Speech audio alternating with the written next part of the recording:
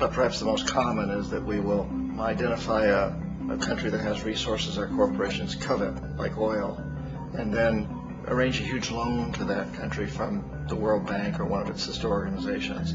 But the money never actually goes to the country. Instead, it goes to our big corporations to build infrastructure projects in that country, power plants, industrial parks, ports, things that benefit a few rich people in that country, in addition to our corporations, but really don't help the majority of the people at all. However, those people, the whole country is left holding a huge debt. It's such a big debt they can't repay it, and that's part of the plan, that they can't repay it. And so at some point, we economic hitmen go back to them and say, listen, you owe us a lot of money, can't pay your debt, so sell your oil real cheap to our oil companies. Allow us to build a military base in your country, or send troops in support of ours to someplace in the world like Iraq, or vote with us on the next UN vote. To have their electric utility company privatized and their water and sewage system privatized and sold to U.S. corporations or other multinational corporations. So there was a whole mushrooming thing, and it's so typical of the way the IMF and the World Bank work, that you put a country in debt, and it's such a big debt it can't pay it, and then you offer to refinance that debt and pay even more interest.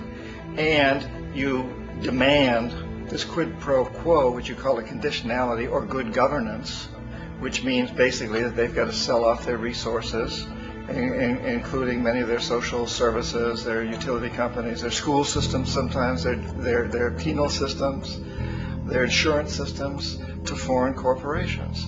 So it's a double, triple, quadruple whammy. Ecuador for many, many years had been ruled by pro-U.S. dictators, often relatively brutal. Then it was decided that they were going to have a truly democratic election. Jaime Roldos ran for office, and his main goal, he said, as president would be to make sure that Ecuador's resources were used to help the people. And he won, overwhelming, by more votes than anybody had ever won anything in Ecuador. And he began to implement these policies to make sure that the profits from oil went to help the people. Well, we didn't like that in the United States. I was sent down as one of several economic hitmen to change Roldos, to corrupt him, to bring him around, to let him know, okay, you can get very rich, you and your family, if you play our game, but if you continue to try to keep these policies you've promised, you're going to go. He wouldn't listen. He was assassinated. As soon as the plane crashed, the whole area was cordoned off. The only people allowed in were U.S. military from a nearby base and some of the Ecuadorian military. When an investigation was launched, two of the key witnesses died in car accidents before they had a chance to testify.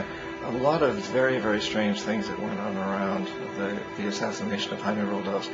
I, like most people who've really looked at this case, have absolutely no doubt that it was an assassination. And of course, in my position as an economic hitman, I was always expecting something to happen to Jaime, whether it be a coup or assassination, I wasn't sure, but that he would be taken down because he was not being corrupted. He would not allow himself to be corrupted the way we wanted to corrupt him.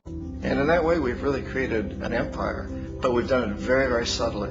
It's clandestine. All the empires of the past were built on the military, and everybody knew they were building them. So the British knew they were building them, the French, the Germans, the Romans, the Greeks.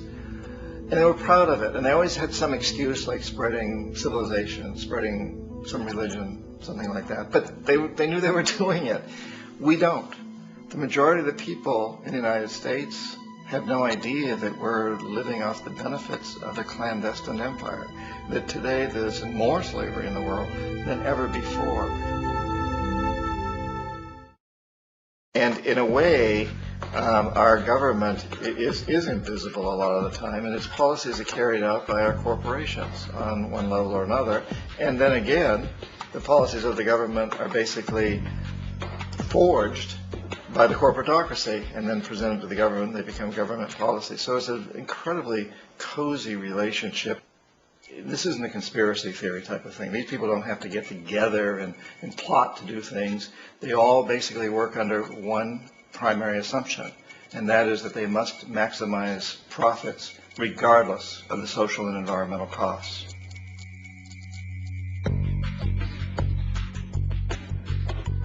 The bank and IMF serve this role on a global scale. The basic scam is simple. Put a country in debt either by its own indiscretion or through corrupting the leader of that country.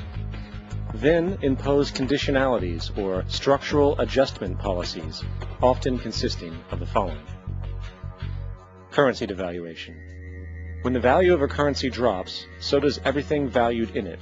This makes indigenous resources available to predator countries at a fraction of their worth. Large funding cuts for social programs.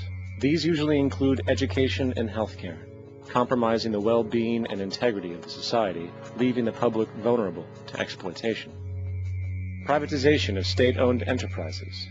This means that socially important systems can be purchased and regulated by foreign corporations for profit. In the late 1960s, the World Bank intervened in Ecuador with large loans. During the next 30 years, poverty grew from 50% to 70%. Under or unemployment grew from 15 to 70%. Public debt increased from 240 million to 16 billion, while the share of resources allocated to the poor went from 20% to 6%. In fact, by the year 2000, 50% of Ecuador's national budget had to be allocated for paying its debts. It is important to understand the World Bank is, in fact, a U.S. bank, supporting U.S. interests. For the United States holds veto power over decisions, as it is the largest provider of capital. And where did it get this money?